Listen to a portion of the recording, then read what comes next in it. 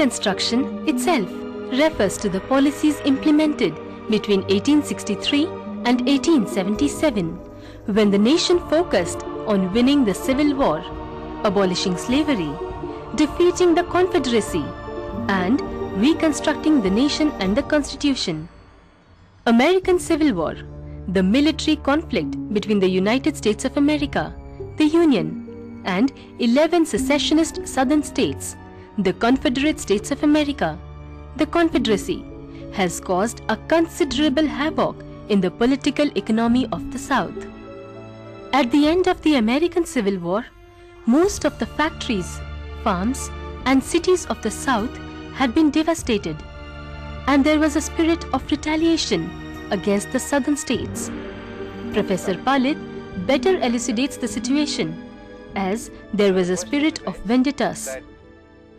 After the Civil War, there was a spirit of vendetta in the air. The North particularly thought that they had won the war against the South, and therefore they wanted to chastise the South for their indiscipline, their rebellion. And this would take various forms. They pleaded that the South should not get any compensation for land.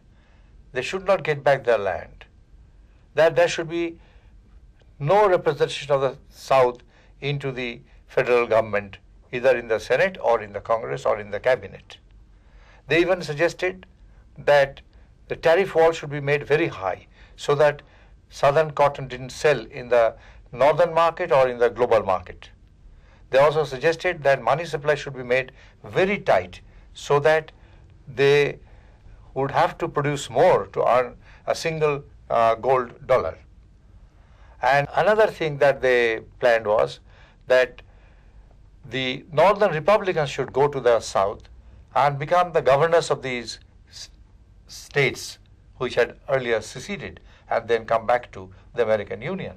So the governors should all be made from the Republican Party of the North, and that they would also have total representation in the federal government as well. And for these reasons, they actually went over to the South to establish their control over the freedmen.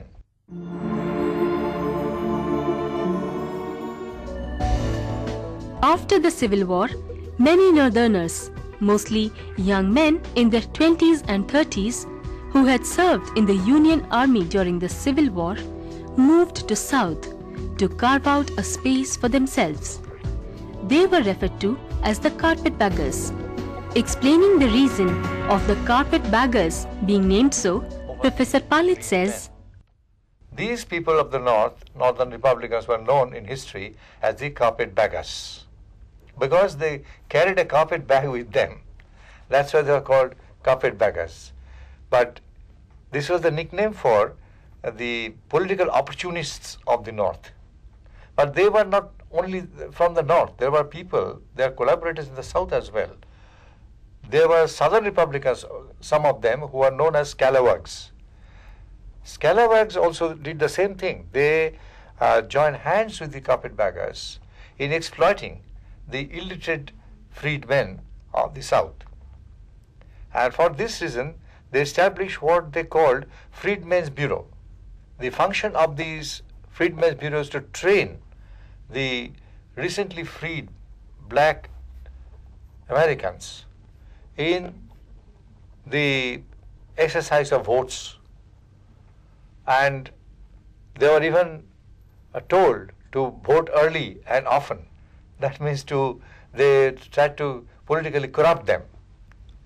Actually, they were to do whatever they were bidden to do. They had to be at the beck and call of these opportunists from the North, the carpetbaggers from the North. To back it up, the Freedmen's Bureau also had a few legislations passed in the South, which were known as Black Acts. Black Acts were actually various retrograde acts to punish the black vagrants if they do not conform to the wishes of the northern Republicans. So the spirit of vendetta was on. That is what I wanted to say. So black acts were passed which were actually to punish the truant, obstinate blacks. And apart from that, even if the black acts failed, they would have the force of Ku Klux Klan. That is, they are the rough and tough men of these people. And they would physically coerce the recalcitrant blacks into submission. That's the worst part of it. In this way, some kind of a Republican regime was established over the South soon after the Civil War. So then what was the economic condition of the South during that time? It's a good question. I had been given the political scenario so far, but the economic condition was also desperate at this point. And we see that, really speaking, the erstwhile flourishing cotton economy of the South had been shattered because of the Civil War. Cotton was no longer the king, not only in the world, not only in the North, not even in the South. It did not really become the money spinner it used to be. So that was a very sad situation. And many of these people had lost their land, and the northern Republicans would not allow them to regain their land for cultivation. So that was also economically very desperate. And on top of that, money supply was kept very tight, and it was based on gold standard. And the black people, though they were freed, they had no way of earning this money by hard labor, because jobs were not available in the South at that time. Whatever jobs had been created, they were all in the North, because North was fast industrializing. Factories were being opened, mills were being opened there. South was basically a plantation economy. Therefore, once the plantations were destroyed due to war, they had lost their jobs, they have lost their lands, and then they're taking their trek to the North. So we can say that the economy of the South was desperate, and the people were unhinged from the previous economic security. Such vindictive measures adopted against the Southerners left them truly desperate and entirely at the mercy of the Northerners. It took another sage-like president, Andrew Johnson, to better the situation and to renew the feeling of oneness in the American Union.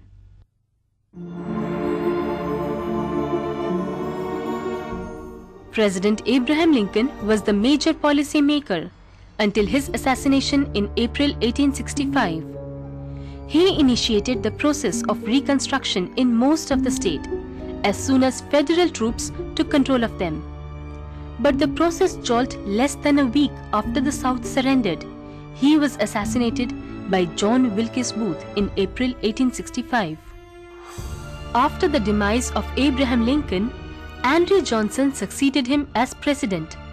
The Reconstruction measure adopted by Andrew Johnson was a noble attempt to rehabilitate both the Southern polity and its economy. Dr. Chittabrata Pilot, in his lecture discussion, describes President Johnson as a very sage politician. And fortunately speaking, there was a very sage politician from among the Republicans who became the next president. Soon after Lincoln was murdered, temporary presidency of Grant was also over. By regular election, Andrew Johnson became the new president. I have called him a very sage politician in the sense that he had not that kind of a mood of vendetta. He was a practical politician. So he tried his best to heal the wounds and to get back these seceded states into the American Union, and also to consolidate American economy, both North and South, together as a national economy. So, sir, was Andrew Johnson's policy social or political? Well, this is a very searching question. If you ask me like that, I would say that initially it was political, no doubt about that. So there are many authors who had said that It was more a political reconstruction during Johnson's period rather than social rehabilitation. But so far as I can see it, we see that Andrew Johnson tried both. Political reconstruction was there to give these people franchise. The black people should get this franchise, they should cast their vote properly, and they should be able to get their own representatives in the southern states and finally also in the National Congress and the Senate. So he had that kind of attitude, no doubt. But at the same time, he felt that unless southern economy was regenerated, North couldn't provide all these freedmen with jobs, with other kinds of work and housing and other facilities. It would not be possible for the North entirely to take the burden of the blacks from the South. So South also had to regenerate its economy, and we find that Andrew Johnson was trying his best to do that. So he was combining both the political reconstruction, giving political rights to the freedmen, right of vote, suffrage, and his participation in the government, that was there. At the same time, he also tried social rehabilitation. I hope that satisfies your question. I carry on the story from this point. Further, I would say that a time came when all these bickerings between the South and the North, between the Republicans and Democrats, gradually faded out. And we see that Andrew Johnson, finally, when he was leaving, he created a climate through which a real compromise could come. And that was visible when the next election came in 1868. The northern candidate was Hayes and the southern candidate was Tilden. It was to be a fight between Tilden and Hayes. Tilden was representing solid South with a southern agenda of rehabilitation, of political opportunity.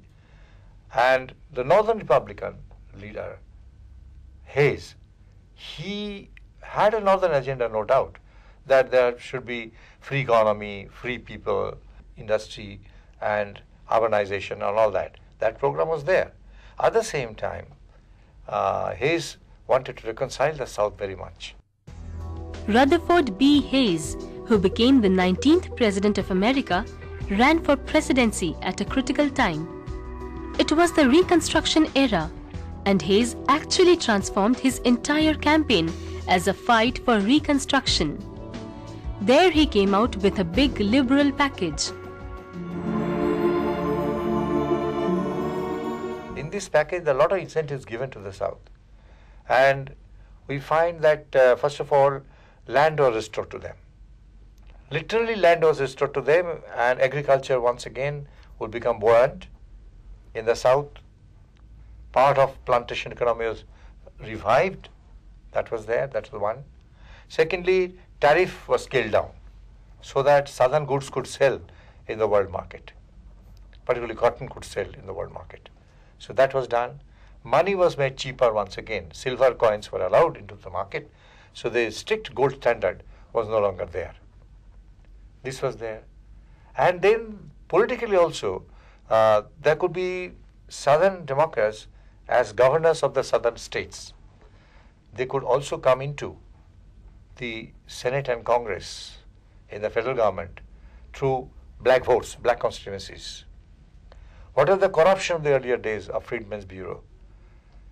These were now reduced, and genuine representation of the black people into the Senate and into the Congress was possible. And Hayes even went to the extent of allowing one Southern Democrat, or he had to be a Republican or a follower of the Republican principle, as a cabinet secretary. So up to these concessions were given. When these concessions were given, naturally tension was over. That vendetta was completely over. A perfect reconciliation was possible. And we see that Tilden bowed down before Hayes, and Hayes won the election by a huge margin. So the Republicans became president once again. It was a Republican regime. Nevertheless, South had been properly accommodated, assimilated into the national framework. So that's how the problem was by and large solved.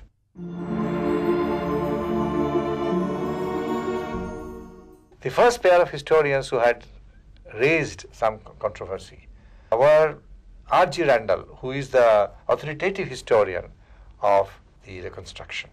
His famous book, Civil War and Reconstruction, is well known.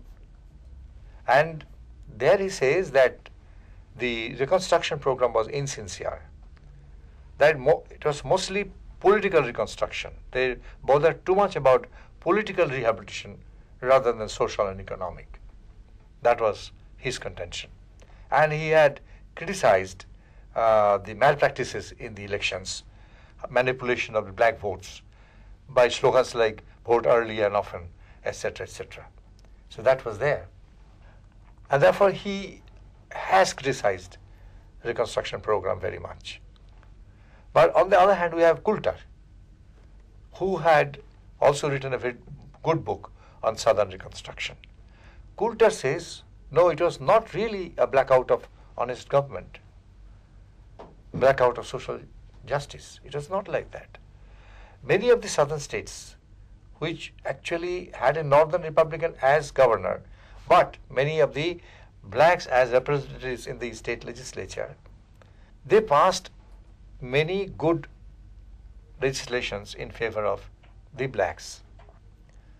And there is a whole agenda of social reform in the state legislatures. Particularly he has cited the case of South Carolina, where night schools were opened by legislation.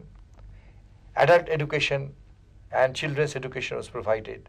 Women's emancipation was talked about. The loans were remitted. Then further land was back to the tiller in many cases. Sir, then what is your opinion with regard to this argument? Well, from an Indian perspective, reading critically both the versions of Randall and Coulter, I have come to the conclusion that truth lies in between them. It was not really speaking a blackout of honest government. After all, it's a very critical time. There's the best of times and at the same time worst of times. So because of that, there was a lot of wavering, no doubt. But something definitely was achieved. There was at least a political framework laid down through which the blacks could record their voice. That was achieved. On the other hand, socially and economically, we find that a lot of valuable legislations are made for their social rehabilitation. So, abuses were there. We cannot rule out the abuses. Political opportunism was there, and we have already talked about the Ku Klux Klan, who had actually physically assaulted many blacks, and the black courts where they were discriminated against, as in apartheid. So that things were done. They couldn't go to the white school, to white hospital, and all these white clubs. These things were there. So the black side is there, the white side is also there. In between the two, I would say that Coulter is partially right. Randall, when he talks about the abuses, he's also right. So one has to balance these two opinions and write one's own text. Controversy is between two very famous historians. One is Dwight Dumont.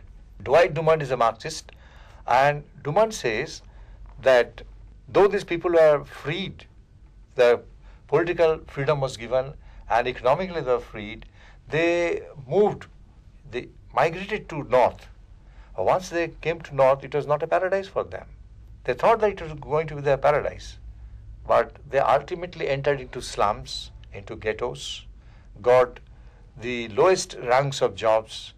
Mainly they sold themselves as cheap labor. So he argues that once a slave, always a slave. So their condition, whether free or slave, was more or less the same. coming to North was really not a boon to them. And this had to slog for this kind of labor-intensive jobs for a long time. They remained the pariah within quotes. So that was the thing. But this argument of Dumont has not been accepted by the other notable historian, Gutman. Gutman has also written on this rehabilitation of the blacks in the North on that subject. And Gutman says, no, it was not such a bleak picture. North was not so hostile to the blacks. The whites were not so hostile to the blacks. Because this was the period of industrial revolution and big business. They needed a lot of cheap labor. And therefore, these black laborers were very much welcome, who could really put in hard work. And therefore, they were welcome, and they were given a lot of social security measures for proper rehabilitation.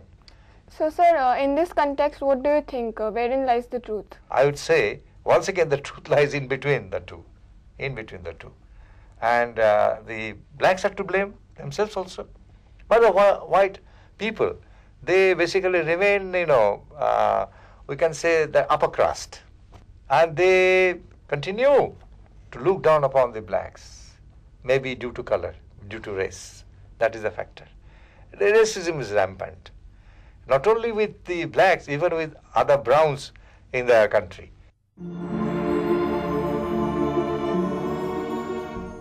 Finally, I would sum up by saying that I have my personal Indian perspective on this question, and that is, it was neither a paradise regained nor a paradise lost. The situation was somewhere in the middle, and there were some gains, more losses, and racism prevailed, and what we called the marginalization of the blacks continues, and only recently, because a black president from the South, Barack Obama, has come to the White House, situation has considerably improved. I think as the world progresses, there's more of globalization, more of economic meltdown. I think the color bar or other things will also melt down, and so society will be more democratic and more humanitarian.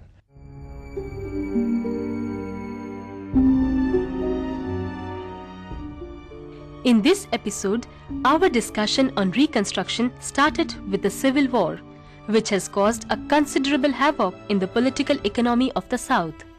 In the second phase, we discussed freedmen politics. Many young Northerners who had served in the Union Army during the Civil War, they were referred to as carpetbaggers. Together with the scalawags, they established Freedmen's Bureau to train the recently freed black Americans. Freedmen's Bureau also passed a few legislations known as the Black Acts to punish the black vagrants. Even if the Black Acts failed, they would have the rough and tough men force known as Ku Klux Klan. Then we discussed the economic condition in the South. There we understand that the economy of South was desperate and the people were unhinged from the previous economic security. Thereafter, we discussed the reconciliation program of Andrew Johnson. First, there was political reconciliation, and then there was socio-economic reconciliation, and came to know about the different packages given by Andrew Johnson. We also learnt about the upcoming president, that is Hayes, who also offered a full package so that there could be some kind of reconciliation. Next, we discussed how far these reconciliation programs were genuine and their outcome. And then we indulged in the debates among historians. The first debate is between R.D. Randall and Coulter. Randall says that it was mainly a political reconstruction, but in Coulter's opinion, there was considerable rehabilitation on socio-economic field. The second famous debate is between Dwight Drummond, the Marxist historian, and Gutman. They debate the fate of the freedmen. How good was their rehabilitation? On that question, Drummond says that these people were miserable. Once a slave, always a slave. So their condition did not improve much. Against that, Gutman, of course, says that the situation was not that bleak. The first batch of blacks who had come to North got good asylum. They set up the household very well, and the future batches got accommodation among these people.